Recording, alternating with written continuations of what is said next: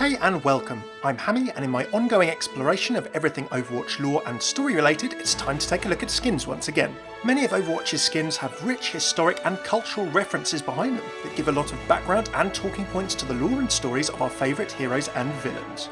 Some are canon and directly show us things about the characters, most very much aren't. But either way, they have awesome details that I'll be explaining in this series. In this video, I'll be taking a look at the shared story and history behind some of Zenyatta's Overwatch skins that have roots in myths of Persian, Iranian mythology, and Arabian Nights in the Middle East, Ifrit and Djinn Zenyatta. We'll be explaining a bit about Persian and Arabian myths and legends, and seeing how the skins fit in both naming and detail. Before we jump into the Djinnyatta and Ifrit skins and meanings, let's quickly set the scene of ancient Arabian culture that these terms stem from. You have to think of ignoring modern political boundaries and look back to historical times in a greater Iran area, a huge area covering the Caucasus, Anatolia, Mesopotamia and Central Asia, way beyond the frontiers of what we know as the Middle East in the present day. This area and the Arabian Peninsula is defined in history in pre- and post-Islamic terms. As Islam spread as a power and faith around the time of the Prophet Muhammad in the region and beyond, it brought together many different peoples with their own traditions, beliefs and tales. Many mentions of jinn and genies stem from this time in various tales around the 600 AD mark onwards, as local beliefs were brought together with the Quran and Islamic concepts into their storytelling.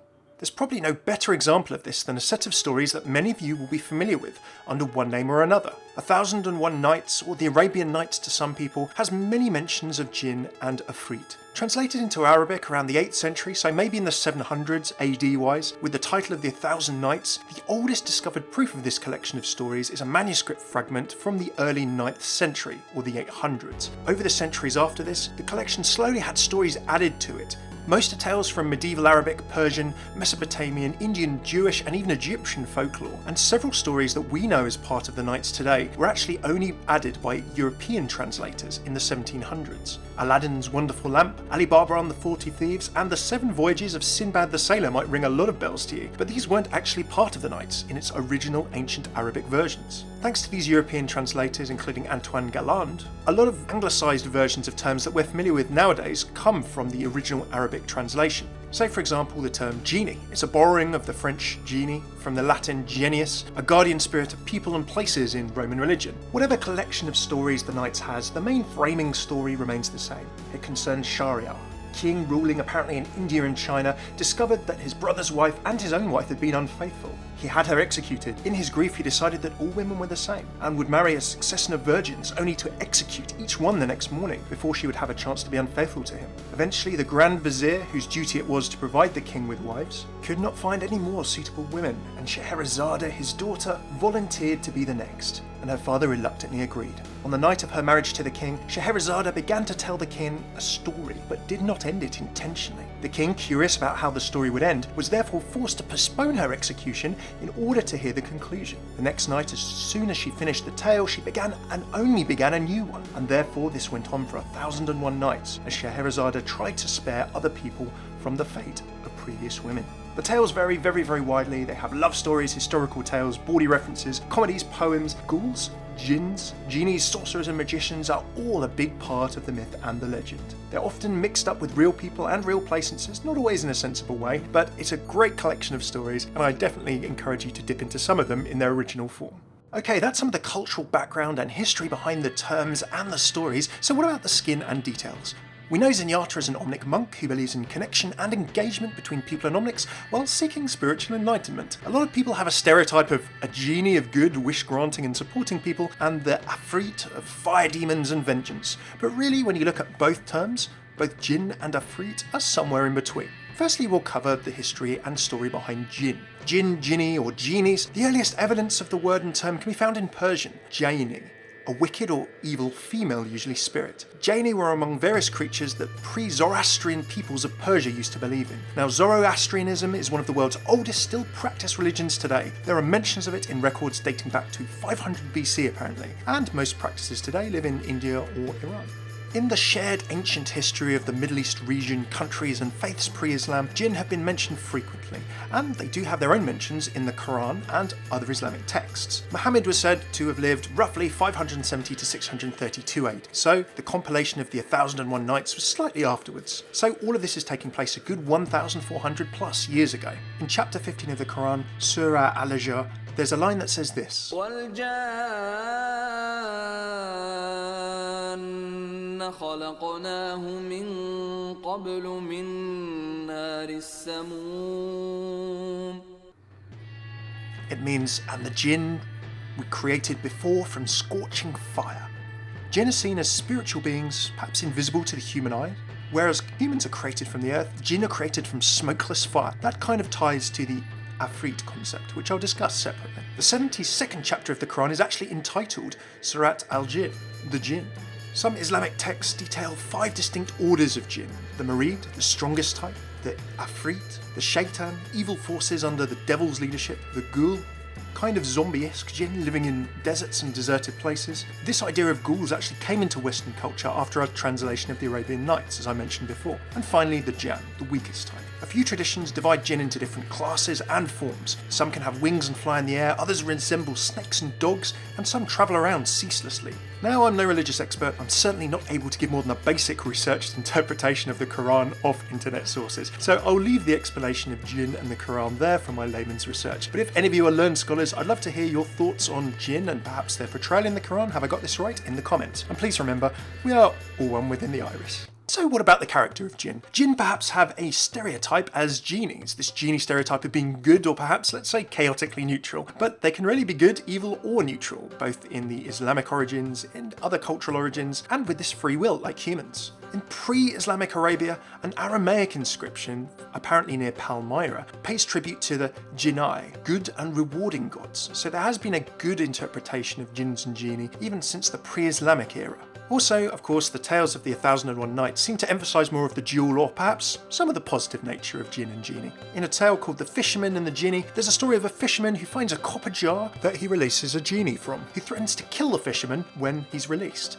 Apparently, he would have given good wishes to previous people. As he was there for thousands and thousands of years, he became more angry, swearing to let the person who eventually released him to choose the manner of their death, rather than have good wishes. So this genie wasn't always evil or bad-spirited. The fisherman managed to trick the genie back into the bottle, and in exchange the genie actually agrees to help the fisherman if he'll release him again. The fisherman becomes prosperous as a result, and everyone's happy. In the story of Maruf the cobbler, he eventually triumphs after struggles with his somewhat troublesome wife, and several attempts on his life by the ruler of the kingdom. A Djinn also helps him in this story. In the story of Aladdin and the Wonderful Lamp, 2 Djinn actually help young Aladdin in the story, not just the one if you've seen the Disney film, and in some stories Djinn are credited with the ability of even instantaneous travel, from China to Morocco in a single instant. In others they actually need to take some time, but they can be quite quick, going from say Cairo to Baghdad in a few hours. As for ties of jinns and genies to Zenyatta, well, Zenyatta himself is pretty tied into Buddhism. He's a Tathagata, probably a play on words between Tek and Hatha. Siddhartha was the core founder of Buddhism. Now, as Buddhism originated in India sometime between maybe 600 and 400 BC, before spreading throughout Asia, this is another significant religious and spiritual force in the area. And also, as I mentioned before, a lot of things in the 1001 Nights and culture and myths and theology of this time are tied together in many ways. Buddhism also has a lot to say about balance. Samatha is a situation in which different things exist in equal and mutually beneficial amounts, so having one virtuous quality to counterpoise maybe a more negative one is an essential element in developing a healthy, growing spirit. The middle way is an alternative name Buddha apparently gave to his noble eightfold path, giving it this because the Buddhist spiritual life should be lived avoiding all the extremes of self-mortification and self-indulgence. Indeed, all extremes. Zenyatta seems to live on and manipulate 2 extremes in his abilities. Of course, we see Orb of Discord and Orb of Harmony. So his Djinn skin is perhaps tied to the more harmonious side of his spiritual nature. Plus, it looks pretty cool, don't you think? Okay, on to Ifrit. Ifrit, some people say Ifrit. Like Djinn, these are supernatural creatures. They're seen as a class of Djinn in some Islamic traditions and texts, and somehow are definitely perceived to perhaps be more on the bad end of things, whether it's enormous winged creatures of fire, perhaps from the Quran's description of Djinn being born from fire, and as with the Djinn, an Ifrit can either be maybe a believer or an unbeliever, good or evil, but they're most often depicted as being slightly wicked and ruthless. This actually transfers over to 1001 Nights in a tale called The Porter and the 3 Ladies of Baghdad, or the 3 Women. A porter is invited to a dwelling of 3 women, who then also invite 3 other people. Those people are only allowed to go if they tell stories that the women are pleased with, kind of much like the situation that Scheherazade is in the framing story we mentioned. In one of the 3 men's stories that they tell in order to try and escape with their lives, a prince is attacked by pirates and takes refuge in a woodcutter's hut. He He finds an underground chamber leading to a beautiful woman who has been kidnapped by an Ifrit. The jealous Ifrit finds the two together and changes the prince into an ape, and later the prince is restored by a princess and fights a pitched battle with the Ifrit, who changes shape into various animals, fruit, and even fire, until eventually it is reduced to cinders. Now, in this tale, the word is used interchangeably with genie, and in the tale, the spirit is definitely malevolent. But again, as with the genie before, it is actually easily tricked by the protagonist of the story. As for ties to our favourite Omnic monk, well, I doubt Zenyatta is a being born of fire, but if you have genie as being more of a good side of things, it's a nice moral balance to have Ifrit too, and it's a nice colour palette switch as well. When I explained Zen's Djinn skin perhaps being tied to his more harmonious nature in a Buddhist style way, then perhaps his Ifrit skin is representing the orb of discord, the more chaotic side and forces Zenyatta must acknowledge but try to live with and control, walking the path between harmony and discord. What do you reckon? Finally, for some fun, let's have a quick look at how you can just see some references to Ifrit and Djinn in things we enjoy today. If we start with Ifrit, well, there are plenty of mentions of Ifrit in games that you probably know. If you're a Dungeons and Dragons or perhaps a Pathfinder player, you might be familiar with Ifriti or Ifrit too, as some of the demons you end up fighting. Final Fantasy, for example, you can summon a Ifrit with fire elemental magic, fitting in with the theme. Final Fantasy III has a Genie who has turned an entire town into ghosts that needs defeating, and there are other mentions in the games too. Devil May Cry has Ifrit as a fire demon, and you can actually grab flaming gauntlets off this demon and then transform temporarily into him. In some of the Tales of games, Ifrit, as it's spelt more, is the summoned spirit of fire, and in Uncharted 3, after drinking the water of Iram of the Pillars, without spoiling too much, Nathan Drake starts hallucinating that all soldiers he encounters after being killed are reborn as fire Djinn, that kind of look Ifrit-like in nature. As for Djinn, well, the Golden Sun series of games allows you to augment yourself with Djinn to give yourself various buffs and boosts. In The Lion, the Witch and the Wardrobe, Mr. Beaver actually tells the Pevensey children that the White Witch is half Djinn and half giant, even before the films as of recently. C.S. Lewis from 1949 there.